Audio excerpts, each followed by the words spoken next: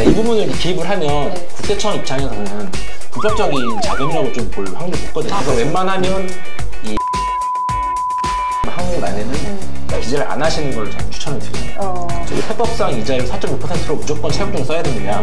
사실 그건 또 아니거든요. 정도면 이자율 빵이어도 사실은 이자 부분 대상 증여를 안 보기 때문에. 안녕하세요, 브릿지입니다. 네, 오늘은 내 집 마련의 첫 걸음이라고 할 수 있는 이 자금 조달 계획서 작성 방법에 대해서 좀 알아보려고 하는데요. 올해 3월부터 이 서류의 제출 대상이 확대되면서 이 자금 조달 계획서를 어떻게 작성하는지에 대해서 관심 갖는 분들이 많을 것 같습니다. 네, 그래서 오늘은 이 세무 전문가분 두 분을 모시고 이 자금 조달 계획서에 대해서 낱낱이 좀 살펴보도록 하겠습니다. 간단하게 소개 좀 부탁드리겠습니다.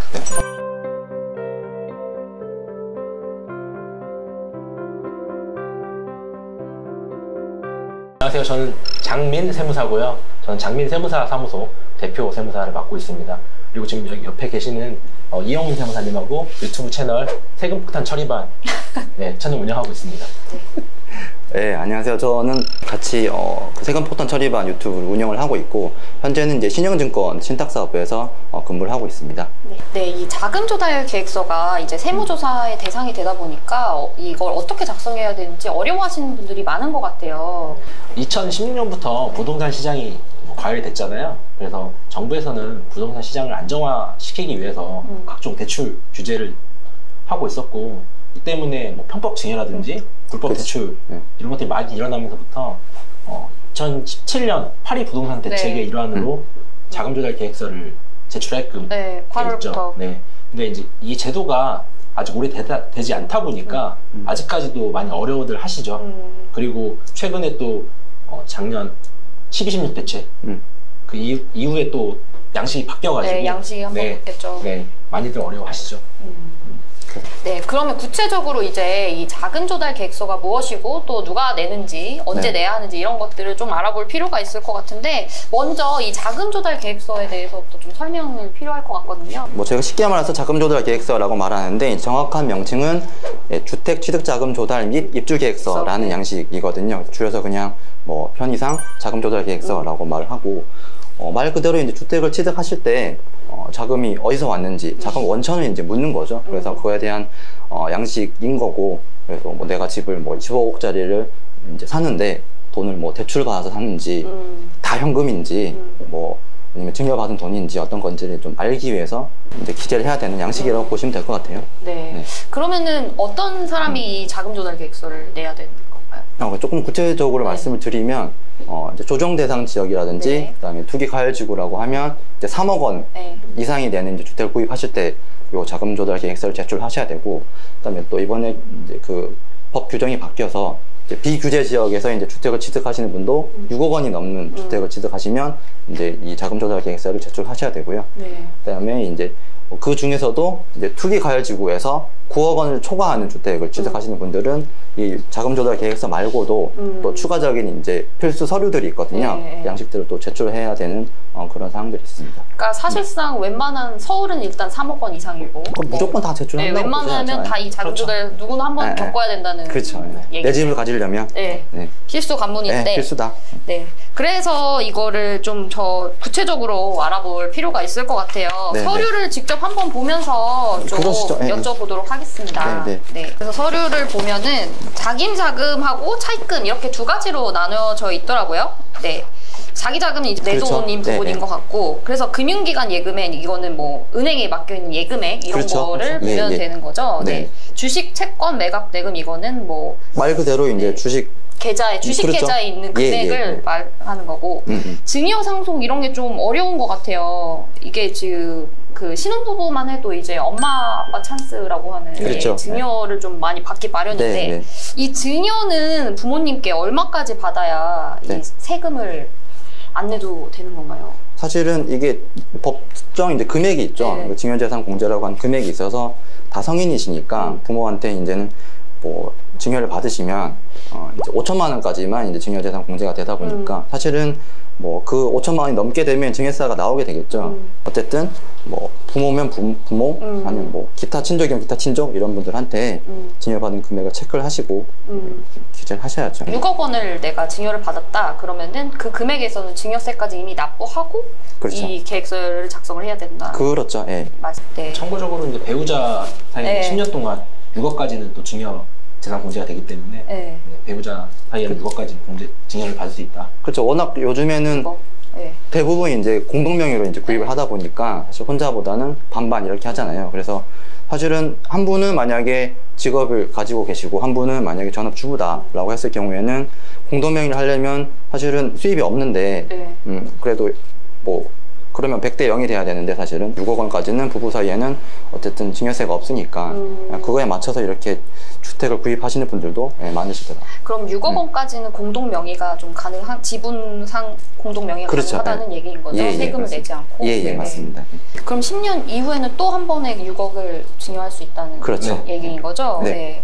그리고 그 다음에 보면 네. 5번에 현금 등 그 밖의 자금, 이게 사실 현금으로 갖고 있는 경우는 없잖아요. 보통 은행에 예금이 있거나 뭐 그렇죠. 주식대금이 있거나 예, 한데 예. 이런 경우도 있긴 한가 봐요? 거의 없는 경우인데요. 네. 저희 자금조달계획서 저희 작성 대행을 하다 보면 사실 이 부분은 거의 드러나지가 않아요. 만약에 이 부분에 현금이라고 하면 우리가 말하는 통장에서 인출한 네. 현찰을 얘기하는 건데 네. 금고에는 부분을 생현금. 생현금. 이 부분을 이렇게 기입을 하면 네. 국세청 입장에서는 불법적인 자금이라고 좀 볼 확률이 높거든요. 아, 예를 들면 장판에 뭐 깔아놓고 왜, 그렇죠. 왜 그렇죠. 해놨냐, 네. 왜 해놨냐 이럴 수 있는 거죠. 네. 그래서 예를 들어서 뭐 우리 조사 사례도 많이 나오는데 부모가 통장에서 현금을 인출을 해가지고 그 현금으로 현찰로 불법적인 증여를 해서 주택을 취득을 하는 경우가 있거든요. 그런 경우도 있겠네요. 굉장히 많아요. 그런 경우에 그 현금이 여기 해당이 되는 거죠. 예. 그리고 또 사업을 하시는 분들 중에서 현금 매출 누락을 해서 누락된 현금을 가지고 이렇게 또 사는 경우가 네. 있으니까. 네. 네. 그렇죠. 그래서 웬만하면 이 현금 등 그 밖의 자금 항목란에는 기재를 안 하시는 걸 저는 추천을 드려요. 그렇죠. 여기 금액이 많으면 많을수록 의심이 의심스러운 높아질 수밖에 거지. 없다. 예. 그렇죠. 예. 이게 현금으로 따로 빼둔 이유가 그치. 있을 거다. 네. 이렇게 그렇죠. 생각하지 네. 않을까 싶네요. 네. 그리고 이제 부동산 처분 대금이라고 6번 항목에 있어요. 네. 이거는 뭐 네, 네. 전세 자금이나 그렇죠. 기존 매매 자금 네, 이런 맞아요. 거를 예. 적는 항목인 거죠. 네. 네. 근데도 이제 여기에서 이제 만약에 금액을 적으실 때 주의하실 점은 뭐 만약 15억짜리인데 네. 팔잖아요. 팔고 나면은 이제 세금도 있을 거고 하면 세금을 제하고 난 금액을 기재를 하셔야 되거든요. 아, 세금까지 계산을 해서 네, 남는 자금을 남는 자금을 기재를 해야 되는구나. 예, 그렇죠. 그 다음에 이제 자기 자금하고 차입금이거든요. 차입금이 제일 중요하죠. 예, 사실. 차입금 이제 영끌해서 사야 되잖아요. 그렇죠. 진짜 영혼까지 끌어모아. 주변에 보면 다 막 연끌해서 네. 막 허덕허덕 하는 분들 네. 많잖아요, 진짜. 특히나 이 상담해 대출 보면. 제한이 많이 네, 있어서 대출 제한이 많이 있어서 뭐 신용대출 이런 것까지 다 영끌한다고들 많이 하는데 이렇게 영끌해도 세무조사 대상이 되지 않나요? 영끌해도 좀. 연끌 자체는 문제되지는 네. 않죠. 되지 않아요. 네. 법적 한도만 그렇죠. 근데 지치면. 좀 문제되는 케이스가 일부 있긴 한데 그거는 법인을 운영하시는 분들께서 네. 법인 명의로 대출을 받은 금액을 불법적으로 이용을 하시거나 아니면 내가 개인 사업을 하시는 분들께서 그렇죠. 그거는 개인 사업 운영 자금을 대출을 받아서 대출 목적이 주택 취득 목적이 아닌데 그거를 주택 자금으로 다른 할 목적으로 때. 전용을 했기 때문에 네. 그 부분에서 좀 문제가 발생을 하는 경우도 있어요. 근데 그게 이 서류상에 드러나나요? 그냥 주택담보 그 밖에 대출 이렇게 그렇죠, 적으면 그렇죠. 네, 이런 데서 그렇죠. 들킨다는 거죠? 네, 맞습니다. 그래서 뭐 100% 문제가 되는 건 아닌데 이제 그럴 소지가 있기 때문에 그런 부분들은 좀 조심은 하셔야 된다. 이건 뭐 세금적인 문제라기보다는 예, 예. 이제 네. 대출 우리 은행과의 거래에 있어서 좀 문제가 될 수 있다는 거죠. 네.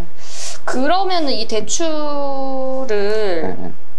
실행을 한 다음에 이 자금 조달 계획서를 작성을 해야 되는 건가요? 그렇죠. 자금 조달 계획서 자체는 우리가 매매 계약일 기준으로 30일 내에 제출하게 되어 있잖아요. 그래서 우리가 부동산을 취득하려고 그러면 내가 얼마만큼의 자금을 조달할 수 있을지 우리가 계산을 하고 계약서를 쓰잖아요. 그렇기 때문에 대출 자체도 확인을 해보시고 은행하고 상담을 해보시고 계약을 하고 그리고 30일 내에 작성을 하시는 게 좋죠. 그러니까 대출이 실제로 실행 가능하다는 그렇죠. 그런 게 전제 하에 이걸 정확하게 좀 적어야 되는 거네요. 네, 맞습니다. 예. 그 다음에 임대보증금, 이거는 어떤 걸 말하는 거죠? 임대보증금 같은 경우는 우리가 전세를 끼고 사는 경우가 있잖아요. 갭투자. 네, 갭투자. 그렇죠. 네. 말 그대로 임대보증금. 네. 기존에 그 주택에 있던 보증금을 적으면 되는 거네요. 네, 맞습니다. 네. 그 다음에 이제 그 밖에 차입금이 있는데요. 대출 말고 그 밖에 차입금이 있는데 부모님한테도 이제 빌리는 경우가 있잖아요. 증여 말고. 그렇죠. 네. 굉장히 많죠. 이 부분에 대해서 고민을 많이 하시고 질문 많이 주시는데 이게 중요하잖아요. 네, 뭐냐면 증여받자니 세금을 내야 될 것 같고 그러면은 이제 고민을 하시다가 빌려주자. 언제 갚을지 모르겠지만 이렇게 일단 주고 빌려주고 이자 조금씩 받고 하면 되지 않을까 이렇게 생각하시는 분들이 많은데 사실은 이 뭐 부모라든지 형제지간이라든지 뭐 친족 간에는 사실은 자금을 대여해준 행위에 대해서 웬만하면 이건 다 증여다라고 추정을 하거든요, 세법적으로. 그래서 이제 실무적으로는 가능하시면 그런 행위를 좀 자제를 드리는데 그럼에도 불구하고 이제 뭐 차용증을 작성을 하셔가지고 하겠다 하면 뭐 말 그대로 타인과 타인처럼 이렇게 작성을 이제 차용증을 작성하시고 거래 문건을 좀 제대로 작성하시고 실제로 이자도 지급을 하시고 나중에 이제 뭐 언제까지 갚겠다라는 변제 기한도 가능하면 적으시고 실제로 이제 갚아야겠죠. 이제 이런 행위들은 다 세무서에서 이제 추적을 하고 있기 때문에 사실은 갚지 않으면 바로 증여로 이제 보는 거죠. 그러니까 이 차입금에 뭐 엄마가 6억을 빌려줬다, 부모님이 빌려줬다 이렇게 6억을 바로 적는 게 아니라 실제 어떤 문서화된 어떤 서류 같은 것도 있어야 된다 이런 얘기. 특히 친족 간에는 게 필수적으로 이제 필요한 거고요. 네, 그래서 그 부분들이 이제 충족이 되지 않으면 바로 증여로 보겠죠, 사실은. 증여로. 네. 그럼 증여세를 또 내야 될 수도 있으니까. 네. 그러면은 부모님한테 돈을 빌릴 때 이자 같은 거는 어떻게 정해야 돼요? 세법상 특수관계인이라고 하는데 부모 자식 간은 특수관계인이 되거든요. 그러한 경우에는 세법상 기준으로 보면 이자율은 4.6%. 4.6%? 연 4.6%? 높다. 맞네요. 기준으로 하는데 은행보다 높은 것 같은데. 네. 변하지가 않아요. 전에는 10%가 넘었었어요. 그래요? 개정되기 전에는. 현재는 4.6%고. 근데 많이들 오해하시는 부분이 그러면 세법상 이자율 4.6%로 무조건 차용증을 써야 되느냐? 사실 그건 또 아니거든요. 왜냐하면 세법에서는 4.6%보다 내가 적은 금액으로 돈을 빌려주게 되면 그만큼 차익 부분만큼은 돈을 빌린 사람이 이득을 보는 거기 때문에 증여로 과세를 하거든요. 그렇죠. 이 세율이 4.6%. 그렇죠. 아니, 이자율이 4.6% 낮으면. 예를 들어서 뭐 2%로 차용증을 썼다. 그러면 4.6%와 2%의 차이가 2.6% 발생을 하잖아요. 그러니까 그 부분이 증여가 되는데 모든 그 차익 부분에서 과세를 하는 게 아니고 년 단위로 1년 동안 그 이자를 계산했을 때 1,000만 원 차이 나는 금액이 1,000만 원 미만인 경우에는 증여세 과세를 안 하거든요. 그러니까 그 범위 안에서만 조절을 하면 되네요. 4.6 언더여도. 네, 그래서 대략 그냥 상담 드릴 때 한 2억 1,300 정도면 이자율 빵이어도 사실은 요 이자 부분 대해서는 증여를 안 보기 때문에 그 부분도 좀 실무적으로 알아주셔도 되실 것 같아요. 그러니까 차익 금액에 따라서 또 그게 달라지기 때문에 그럴 수가 있고. 근데 뭐 아예 이제 이자를 이제 주고받지 않는 거는 좀 무리가 있어요. 그렇죠. 너무 대놓고 실제 이게 돈을 내가 차용을 했다는 거를 세무서에 소명을 해야 되는데 그 부분이 이제 이자를 주고받았는지 그 여부가 좀 핵심이긴 하거든요. 핵심이에요. 네, 그래서 적은 금액이라도 이자를 주고받는 게 좋다는 거죠. 그렇죠. 그리고 사실 이자도 뭐 이런 질문도 주시는데 뭐 매달 동일한 날짜에 줘야 되냐라고 하는데 그렇지는 않고 사실은 이건 딱 뭐 은행 이자처럼 월별로 이런 건 아니고요. 그래서 뭐 주기적으로 이렇게 이자로 지급했다는 것이 확인이 되면 사실은 되기 때문에 뭐 꼭 똑같은 날짜에 매달 이렇게 지불하실 필요는 없으세요. 그러니까 그 부분은 차용증에 어떻게 기재에 따라 다른 거죠. 뭐 매월 지급을 하는 건지 아니면 뭐 6개월 단위로 지급을 하는 건지. 그런 식으로. 내가 차용증을 쓴 대로 이자 지급이 정확하게 이루어졌다고 하면 뭐 저희가 소명하는 데는 무리는 없겠죠. 네, 그런 점도 좀 잘 확인할 필요가 있겠네요. 네. 그리고 추가적으로 차용증 관련해서 또 많이들 궁금해하시는 부분이 과연 차용증을 공증을 받아야 되는가? 그렇지. 그것도 좀 궁금하네요. 이것도 결론적으로 공증을 안 받으셔도 돼요. 그러니까 세법에서 우리가 세무서에서 소명을 할 때 공증 여부를 가지고 이게 진위 여부를 따지진 않거든요. 그래요? 네, 공증 여부보다 더 중요한 거는 그대로 차용증을 작성을 했고 차용증대로 내가 이자 상환이라든지 이자를 지급이라든지 대출금 상환 상환을 했는지 이런 것들이 금융거래에 정확하게 객관적으로 자료가 남는지 그런 것들 더 자세히 보기 때문에 그러니까 예, 공증을 아무리 받았어도 그런 금융 이자를 낸 내역이 없거나 뭐 상환한 그렇죠. 내역이 없으면 이게 더 문제가 될 맞습니다. 수도 있다. 네. 뭐 이런 얘기네요. 네. 네, 그리고 이제 좀 또 중요한 게 주로 어떤 실수들을 하는지가 좀 궁금해요. 그런 것들을 보고 저희가 좀 배울 필요가 있는 것 같은데 어떤 사례가 있을까요? 예를 들어서 이제 우리가 아까 설명드렸었는데 금융기관 예금액이 만약에 부모님한테 증여받은 게 한 10억 원 있어요. 증여를 10억 원. 근데 그거를 모르고 증여받았다는 란에 체크를 하지 않고 그냥 예금 잔액이 10억 원 있다라고 이미 내 거지. 통장에 10억 내 거니까 10억 원이니까 내 명의로 10억 원이 있으니까 증여는 까먹고 그냥 이제 10억 원 적게 되는데 이렇게 되면 안 되겠죠, 당연히. 또 이런 부분은 많이 실수를 하시고 있는 것 같고 약간 헷갈려 하시더라고요, 실제적으로. 그러면은 그때 들켜서 증여세를 추가적으로 내야 되는 경우도 생기겠네요. 만약 신고한 금액이 아니라면 뭐 바로 걸리겠죠. 바로 걸리는 거죠. 그렇죠. 비슷하게 또 신용대출을 받았는데 신용대출을 받아서 내 통장에 돈이 입금됐을 거잖아요. 네. 또 그 금액을 내 예금 내 돈이다 이렇게 할 수도 있는 거죠. 근데 그게 나중에 걸리는 방법이 있나요? 그냥 예금액이 있는데 왜 돈이 왜 이렇게 많이 있냐에 그렇죠. 따라서 내가 세무서에 신고된 내 소득이 있을 거잖아요. 그쵸, 그 소득보다 과다하게 현금 은행이 금융기관 예금액이 있으면 그 부분은 의심 대상이 되기 때문에 그렇죠. 그리고 요즘 많이 문제가 되는 건 특히 어린 친구들이 어디 이제 강남에 한복판에 있는 주택을 뭐 30억 넘는 이런 주택을 구입하는데 애가 뭐 돈이 어디 있겠어요. 증여세 신고를 했다고 하더라도 금액이 너무 작죠, 사실은. 작은 거지, 실제로 봤을 때. 증여 금액이 너무 작아 보인다. 그렇게 되면, 그리고 나머지는 다 뭐 예금에 있는 금액을 적게 되면 100% 이제 증여세 신고를 안 하게 되겠죠. 그러니까 소득에 비해 예금액이 너무 많으면 이게 의심의 대상이 되는 경우가 있네요. 그리고 이제 서울과 같은 투기과열지구에서는 9억 원을 초과하는 주택을 매입할 때는 또 증빙 서류도 내야 된다고 하는데 이게 거의 15종에 달한다고 들었거든요. 네, 맞아요. 어떤 것들이 있는지 한번 소개를 좀 부탁드릴게요. 금융기관 예금액 같은 경우는 예금 잔액증명서. 예, 예금 얼마 남아있는지. 그렇죠. 네. 그리고 주식 채권 매각대금 같은 경우는 주식 거래 내역서, 예금 잔액증명서. 뭐 증여 상속 같은 경우는 뭐 증여세 신고서, 상속세 신고서. 이 정도 필요하겠고요. 그리고 증여세까지 냈다는 걸 실제 증명 가능한 거네요. 그렇죠.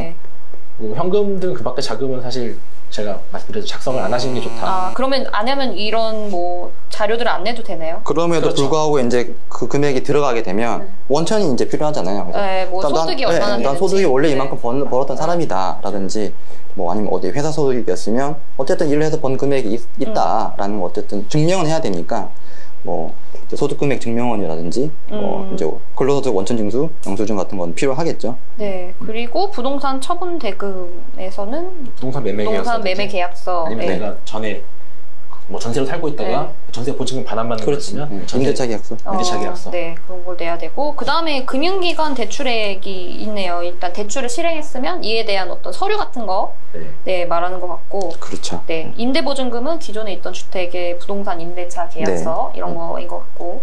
네, 그런 정도? 그렇죠. 뭐 기타 이제 혹시라도 뭐 사채를 쓰거나 이럴 경우에 있을 수 있는데 그러면 이제 증명할 수 있는 서류가 어쨌든 있으니까 그런 것들은 뭐 당연히 첨부해야겠죠. 사채까지 있는 경우도 있어요. 보신 적 있어요? 없어요. 네. 없는 걸로 하고요. 이렇게 오늘 좀 자금 조달 계획서에 대해서 좀 알아봤는데요. 다음에는 실제 이 자금 조달 계획서가 세무당국의 조사 대상이 된 특수 사례들 이런 걸 좀 알아보도록 하겠습니다.